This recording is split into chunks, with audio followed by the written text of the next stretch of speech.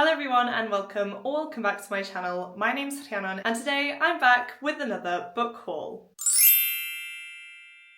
It's that time again. I have 10 more books to show you and I'm not gonna lie, I'm almost ready to film my next book haul as well. So you're not gonna have to wait long to see that one. Now, technically I do have 11 books in this stack, but 2 of them are different editions of the same book, so I'll go into that once I get to them. But as per usual, I have a range of different genres. I also have some fairyloot and Illumicrate books. I must say the majority of these are stunning and I cannot wait to put these on my shelves. So without further ado, let's dive on in and see which books have made it into my collection recently. The first book I have to show you is Captain of Fates by Catherine Webber. Now I did just have to double check that because this is a spin-off book from the Twin Crowns trilogy, and that trilogy is co-written by Catherine Doyle and Catherine Webber, and here we only have Catherine Webber's name, so I'm guessing that Catherine Doyle wasn't involved, and I don't know why, but I may look into it and find out. If you guys know, please do let me know down in the comments. But as I said, this is a spin-off novel from the Twin Crown series. I'm currently up to book 3. I've just finished book 2 and I am having a really good time with it. So when I saw this edition was being released, I did go ahead and pre-order it. Now, if you've seen the covers of the Twin Crown series, you'll know that they are beautiful, but I actually own the Waterstones exclusive editions of all 3 and they all have a gorgeous stenciled edge, and this one is no different. So I will just give you a glimpse at the cover, and then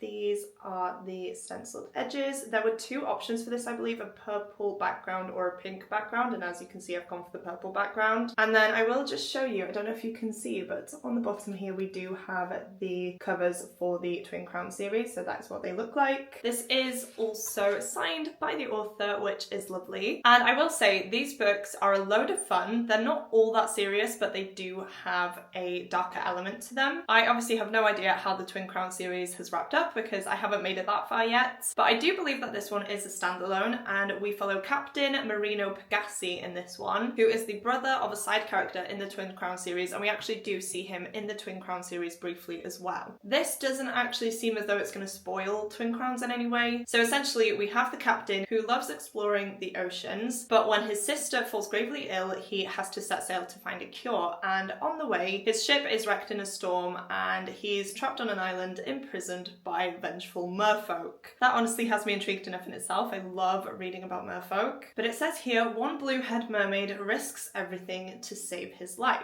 It turns out that this mermaid could hold the key to the cure, and then of course we have some conflict, which I don't want to read about too much, but there are things at play that means he's destined to be elsewhere. And so I think we're going to just follow him along as he searches for a cure to save his sister and encounters a lot of problems on the way. I may be completely off with my description there. As I said, I haven't read it. I haven't really wanted to look into it in case it was a spoiler, but it seems as though you can read this separate to the trilogy. So if you want a glimpse as to the world of Twin Crowns, I would definitely recommend this. I really liked the captain from what we saw in book 2, I believe it was, so I am definitely looking forward to following along with him on his journey. Next up, I do actually have 2 books by Claire Douglas, which I didn't realise before filming this video, and that's because I actually bought one myself and then the second one was gifted to me. The one that I didn't buy was The Wrong Sister, and the reason that I have this one is because one of my co-workers brought in a bag of books to our school and she basically said to help ourselves, and this jumped out at me. I thought that it sounded really interesting. I've never read from Claire Douglas before. Now I have 2 books to haul from her in this stack. But essentially in this one we follow Tasha and Alice, who are sisters that look very much alike. And one day Tasha decides that she wants to go on holiday with her partner, and Alice decides to step in and babysit for her. However, Tasha soon receives an unexpected phone call telling her that her sister Alice and her partner have both been attacked. Alice is in intensive care and her partner is actually dead. Now it doesn't mention anything about the kids on here at all, but I can imagine that they're going to be a big part of this book, and the synopsis doesn't give too much away either, so I think this is a case of mistaken identity, and I'm just really in the mood for a thriller right now, so I thought this one was going to be perfect. And then the other Claire Douglas book that I have is The New Neighbours. I actually pre-ordered this one, and oh my gosh, I didn't even realise there's a sticker for the previous book on this one, but I did pre-order this one. I saw it on Waterstones. I think it was on sale or something like that, and I decided to snatch it up. I rarely tend to pay full price for hardcover thriller books just because I don't tend to keep them. I feel like once I've read them, unless they are a firm favourite, then I do pass them on to family members or get rid of them to charity shops or through Vinted. So when I saw this on offer, I did decide to snatch it up. This one sounds really interesting because it's all about next door neighbours. So we have Lena, who overhears a conversation between her two elderly neighbours that sounded like they were planning a crime. However, these two are upstanding citizens. They wouldn't hurt a fly. They're both retired and enjoying retirement, it seems. And so she thinks she may be wrong. However, the more she looks into it, the darker things seem, and it may be her own imagination or deliberate distractions that are bringing up her own dark past in all of this as well. Again, I feel like it doesn't give too much away, but I'm definitely intrigued enough to pick it up. I'm not sure which one I want to get to first, so again, if you have any thoughts, please leave them down below in the comments. But yeah, how funny is that? I didn't even realise that I had two books from the same author on here, and that is definitely a nice surprise. The next book I have to show you guys is Slaying the Vampire Conqueror by Carissa Broadbent, and again, this is another one that I did pre-order. This is another Waterstones signed exclusive edition. It has stenciled edges. I'm not sure if it has anything under the dust jacket. Yes, it does. We have this design, which is pretty cool, I'm not gonna lie, and I'm not sure what it says, but I will just double check. It says, "To think I let such a dangerous creature sleep beside me every night." It is also signed by the author, and I must say I really like the end pages on this book. I think they're really pretty, but they also have a dark element to them. Now, I have read two books by Carissa Broadbent before, or rather one book and one novella. I read The Serpent and the Wings of Night, and then I think it's Six Scorched Roses, and I had a good time with both. Saying that though, I haven't moved on to The Ashes and the Star-Cursed King or her newest release, which I can't remember the name of off the top of my head, but I do own it. And I believe that this is a companion spin-off novel, so I genuinely don't know anything about it. All I've heard is that it's amazing and that I need to read it. Now, this has a very long synopsis, so I'm going to read you the little snippet. It says, "She was commanded to kill him with a single strike to the heart. She didn't expect her own to betray her." Slaying the Vampire Conqueror is a standalone fantasy romance set in the world of the Crowns of Nyaxia series from Carissa Broadbent. So definitely doesn't give too much away, but whilst I'm intrigued, I'm also a bit nervous. I read The Serpent and the Wings of Night quite a while ago, and I think it was over a year ago, so I do feel like I would need to reread that one in order to fully understand who we're following here and what the situation is. So this is one that I probably won't get to for a while, but as I said, I have read from her before. I really enjoy her writing style and her characters, and so when I saw this available for pre-order, I did decide to get it. That is honestly going to be pretty much the same case with this next book. This is the third book in a series. I read the first book when it first came out, which was, I want to say like 3 years ago, maybe even more. I pre-ordered the second book, didn't read it, and now I've pre-ordered the third book, and I feel like I desperately need to go back and reread that first one. But the book in question is Faithbreaker by Hannah Kaner, and this is the third and final book, I believe, in the Godkiller trilogy. Now, I will say this is a stunning edition. I absolutely love it, and that's the main reason why I pre-ordered this one actually. It is the Illumicrate edition, which matches my other two, so that is the main reason that it's in my collection. I'm definitely a completionist. I didn't want to get mismatching editions, especially because the sprayed edges all have Skady on them, who is a character from this series. Now, I haven't actually looked at this edition, so we're gonna do that now. And I can't even tell you the synopsis of this one because it would spoil the ending of the second book for me, and of course I haven't read that yet. But this is what the naked hardcover looks like. I really like the artwork and the colour scheme here. We then have beautiful end pages and a signature by the author. And of course you've seen the stenciled edges, but I just want to give you a closer look because I absolutely love them. Right, you're gonna have to bear with me because I am gonna try and remember the synopsis of the first one off the top of my head. But as I've said, it's been quite a few years now since I read it, so I might not be explaining them to the best of my abilities, which I apologise for. But in Godkiller, we follow our main character Kissin, and at the beginning of the novel, her and her family are attacked and they're basically sacrificed to the gods. Kissin is the only one to survive, and because of this, she is very resentful towards the gods and has made it her mission to get rid of as many as she can. Now, as she gets older, the people have strayed away from the old gods, and so she does find it easier to hunt them and kill them. However, one day she comes across a young girl called Inara whose fate is actually tied to a god. The god in question question is called Skady. He is very mischievous and, as I said, has managed to latch on to Inara, and if Kissin were to kill one of them, then the other would die. And so she sets off on a quest to see if they can be separated, because whilst this girl's fate is tied to a god's, she is in danger. Now we also have a few other characters involved, and they meet Kissin and Inara on their quest. I honestly can't remember the name of him off the top of my head, but we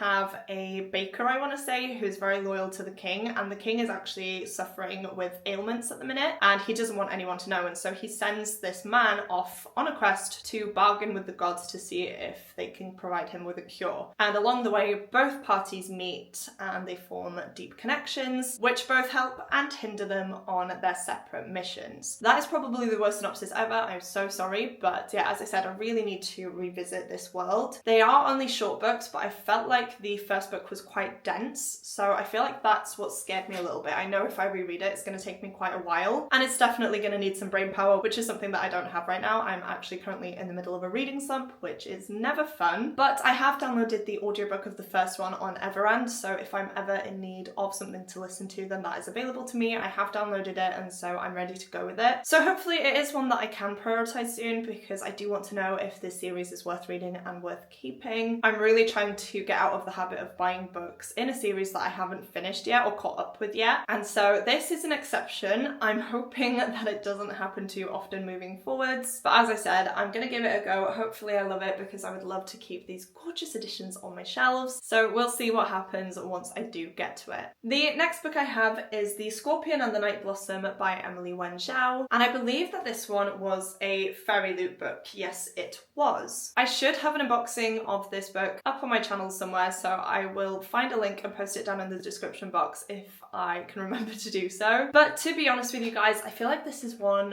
where I should have skipped. However, I have used up all my skips for fairyloot, and up until this point I was actually carrying on with my subscription because I wanted to be able to get the opportunity to join the epic fantasy sub that fairyloot have recently released, and luckily I did manage it. So now I am debating whether or not to cancel my adult subscription, especially if I've run out of skips, because it's instances like this where I've received the book, I am excited about it to an extent, but it's not one I'm going to get to for a while, and I really didn't need to get it at the time that I did. I do actually have other books by Emily Wen Zhao on my shelves. I think they are behind me here somewhere. They're on my colourful shelves at least, and they are ones I want to prioritise. However, for some reason I just haven't, and so as I'm saying with collecting books that are part of a series, this one is not part of a series, but it's by the same author. I just need to stop with it, to be honest, and prioritise the books that I do own. So again, moving forward, I am going to try and put a stop to that. This one does actually sound pretty interesting though, I'm not going to lie. It says the immortality trials offer a second chance in a brutal world and are open to any mortal willing to risk the journey to the immortal realm. The prize for completing them is eternal life.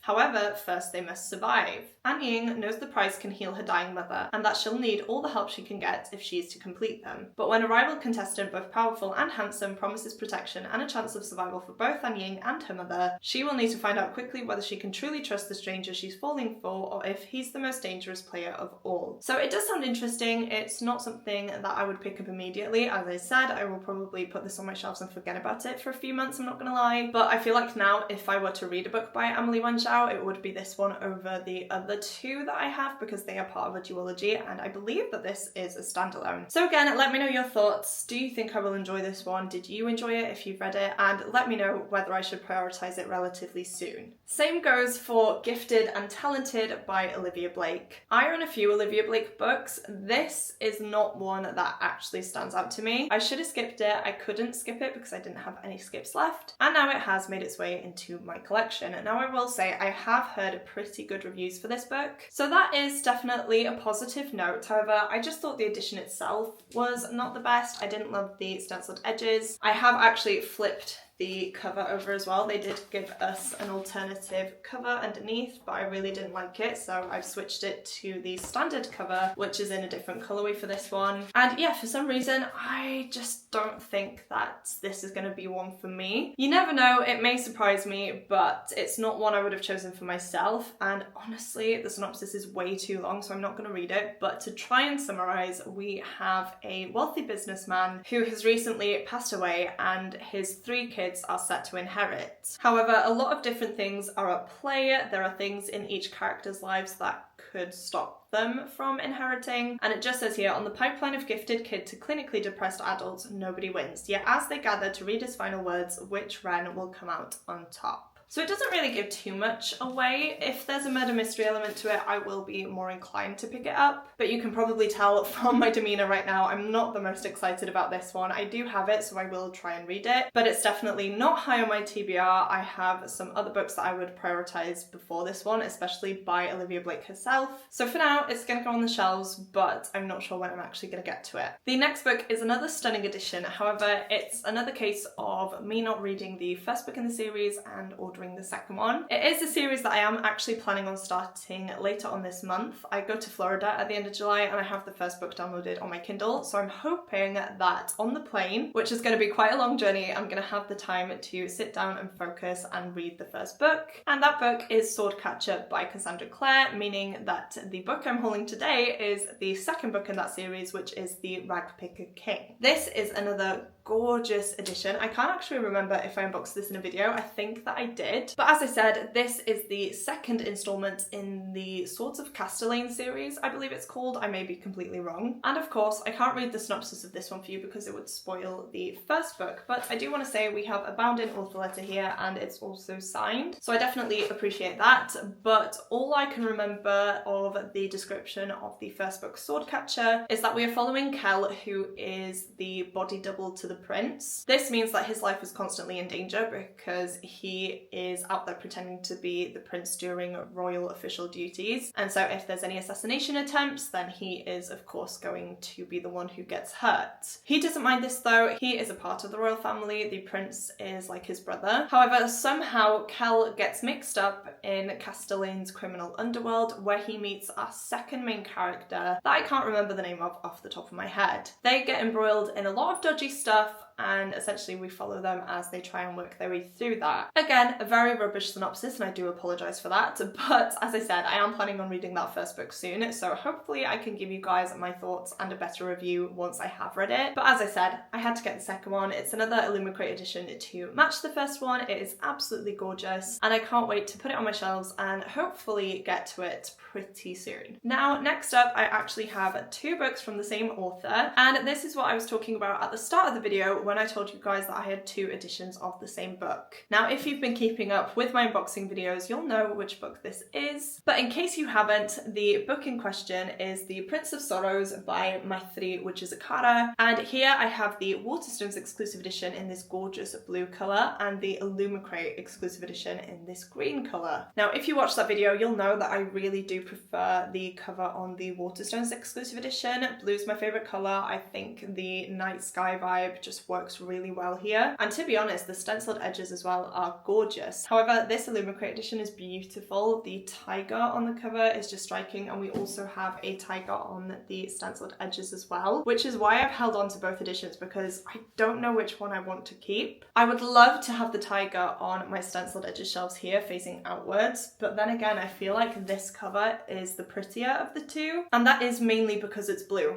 If this one was blue, I feel like this would be my favourite, but yeah, I don't know. I'm just struggling a little bit, so please do let me know which one you think I should keep. I doubt I'm going to keep both because this is going to be a series from what I can recall. And as I said, I want to stop buying unnecessary books, and having two copies of the same book is a little bit wasteful, especially when it comes to shelf space. So I do need to try and think about which one I want to keep and get rid of the other one. But I am just going to read you a little snippet here once again. It says, "A prince born into violence, a witch seeking revenge, a curse that will change the world." Drawing on inspiration from the Mauryan Empire of ancient India, debut author Maithri Wichisakara plunges readers into the first book of the Obsidian Throne trilogy. Again, that doesn't really give us too much information. Look at this though, guys. I am obsessed. But I really do think I'm going to enjoy this one. I think animals are going to be a central part to it. We of course have some sort of curse, and I just feel like it's going to be a fun read. It is also pretty short as well. I don't think it's going to take me too long to get through, so so hopefully I can prioritize it. But as I said, I'm just in a bit of a pickle in terms of which edition to keep. I really do want to keep the one with the tiger, but I just love the Waterstones edition, so